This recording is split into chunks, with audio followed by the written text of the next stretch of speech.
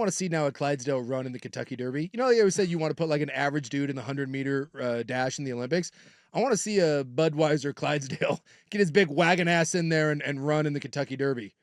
Yeah, how far back would he finish? I'm guessing to get lapped. Probably pretty far. It'd be fun to just take some nag, right? Just some old stable pony, put him in there. Just so you can appreciate how fast those damn horses run. Yeah, that was great. Largest TV audience since 1989. Did you see that? I did. Really? Yeah. All descendants of Secretariat. And I was trying to think of reasons why. And yes, that every horse, that blew me away. You know, the kids told me that we were on our way to a Kentucky Derby party. Oh, look at you. And they were, I wore my fedora. Yeah, he had a very jaunty look going. Yeah. I like it. And the kids were saying that, and I was like, you guys are such idiots. You always fall for this stuff on it. And then I'm like, oh. No, it's real. They're right. You thought you got ball sacked? Well, I thought they did, because No. every time, you know, I don't know about you and your kids, but look, the 20s, sometimes they see stuff. They don't really vet stuff. You like, just see something on TikTok. and they're like, yeah, no, really, I saw it on TikTok. It's not just kids on that are in their 20s. It's our producer as well. So it happens to the best of us. Yeah, and, you know, as professional show hosts, we have to be better. We have to vet. Yeah. Not that we don't get caught from time to time, but, usually, oftentimes I'm skeptical of things like that. The first thing I do whenever I see something like that is I work a quick Google, and usually in about 4 seconds you can figure it out. That's all you got to do. But every horse in that race Saturday was a descendant of Secretariat. Yeah, some a little more direct than others, but yeah, there was a trace back to Secretariat for every one of those horses. So I was trying to figure out why the hell that had the largest TV rating since 1989, and I don't have any good answer for that. Other than it seems like people are just kind of staying in these days. Sure. They're just kind of... Yeah, because sometimes, like, you know, there's a horse that people are really excited about, and, you know, they're like, hey, this one could win. But I don't remember any... I just remember, like, as seeing an article about, and I even did one of these. I was like, oh, the Kentucky Derby. Because, you know, obviously being overseas, at night I would sit down when I'm laying in bed and I would read through ESPN and just kind of the headlines. And I saw that and was like, oh, the Kentucky Derby. I hadn't heard anything about it other than that right there. Yeah, 21.8 million people watched. Sloppy track as Sovereignty won. Journalism 2. Journalism, I think, was the favorite. Correct. Yes, you're correct. And then Baeza was 3. And then there was another horse that finished 4th. And the reason I tell you, what was the horse that finished 4th, Buck? Final Gambit. Final Gambit. The reason I tell you that and go all the way down there is because if you hit all 4 horses, 1, 2, 3, 4 in order, that is called a superfecta. Oh. And Not the trifecta, the superfecta. Yes, I'm here to report to you that Ryan Buckley hit a superfecta.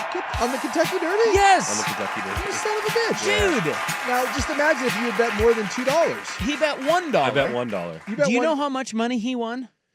Okay. Guess. I'm going to say $160. Way more. Way more.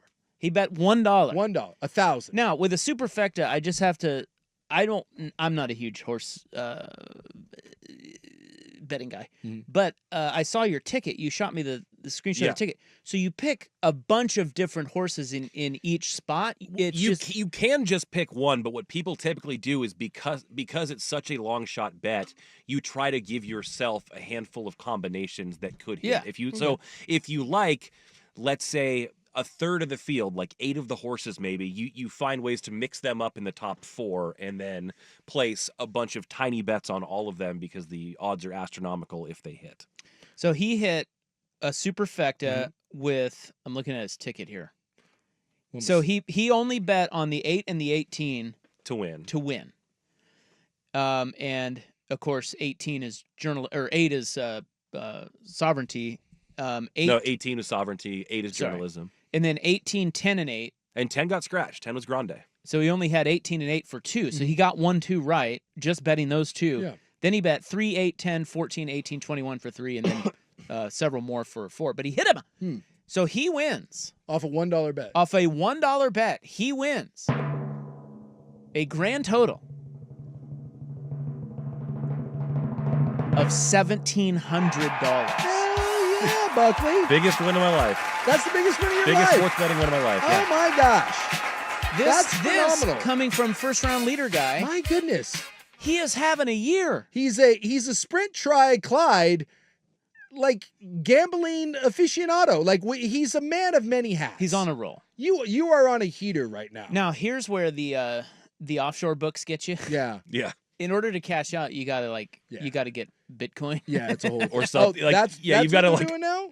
Well, no. You can still get cash out, but they make you wait longer, way longer if you want the cash. My offshore account usually takes me about 2 to 2.5 weeks if I want to get my money. That's right. Okay. So no cash immediately available, which is fine, Well, but it's not fine. That's kind of bullshit. No, but okay, look, dude. In what world are you gambling and then you're like, oh my god, I need that $1,700 right now? If that's I don't the case, need, no, I don't need it. Right some now. people might, and DraftKings, you can take it out right away. But there's rules. That's what it's easier and harder to bet offshore. How Correct. about that? That is right. You can bet on more things offshore. Yes. Well, and I live in the state of Washington, so it just almost all of my gambling, unless I'm at A is done offshore. And there have been plenty of times where I'm like, sure, I'll just take profits and put it into Bitcoin, and that'll be fine. But that's not what I want to do this time. So I'll wait a couple Dude, weeks to his get it account is so bloated. Yeah, someone's saying how much you wishing you would have bet 20 on that. Yeah. We just were talking about that just in the kitchen. a tenner. So just if you a bet 10 on that, if he bets $100 on that, am I right that that's $170,000? I believe that's right.